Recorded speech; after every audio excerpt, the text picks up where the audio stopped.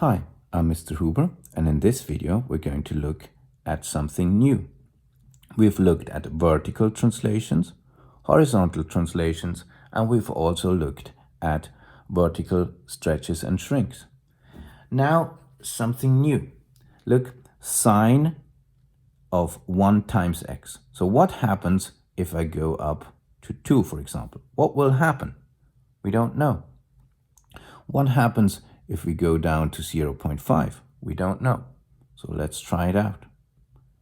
Let's go back to 1 and switch this on and change that a bit. Now look, as I go to 2, I'll shrink it down horizontally. It's the first time that we look at something like this. Look, the normal period length of my sine function is 2 pi. It starts here and one period length stops here. So the period length of a sine function is 2 pi. As I go up to 2, well, I will halve that period length. It repeats itself at pi already. Well, how can we try and memorize this? Look, let's go down to 0.5 and then we'll talk about it. Look, now the period length in this case is 4 pi. Well, at 1, period length is 2 pi. As you go to 2, it will halve the period length. So it does everything a bit faster. Let's go to 2. Why do I say that? Look, if you plug in, let's go down to 1. If you plug in pi halves into this function, you'll be at 1. If you plug in pi halves into this function, it's sine of 2 times pi halves, which is sine of pi, which is 0. So it does everything twice as fast. It repeats itself faster. Okay, so it's somehow like the speed, you could say. So it does everything faster, so it will repeat itself faster. As you go down to 0.5, it does everything slower, so it repeats itself at a slower rate. Well, you can do the same thing with cosine. Look, cosine, one period length is 2 pi. As you go up to 2, it does everything faster and it repeats itself faster.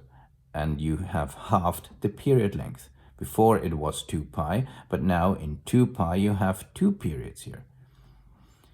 So as you go down to 0.5, here, 0.5, now the period length is twice as long, it's 4 pi. And you can switch on both, and you see it works for both. So instead of one period length is 2 pi, now one period length is only pi. So it does everything faster. It repeats itself at a faster rate. So we can see that period length and b, this b, are somehow connected. And this is what I'm going to write up here. So the period length is 2 pi divided by b. So this number b in front of your x helps you to determine your period length. Look, as you go to 1, your period length is 2 pi here. Period length 2 pi here. If you go up to 2, you have to divide 2 pi, your original period length, by 2, and your period length will now be pi. As you go down to 0.5, your period length will be doubled. So it's 2 pi divided by 0.5, which is 2 pi divided by a half.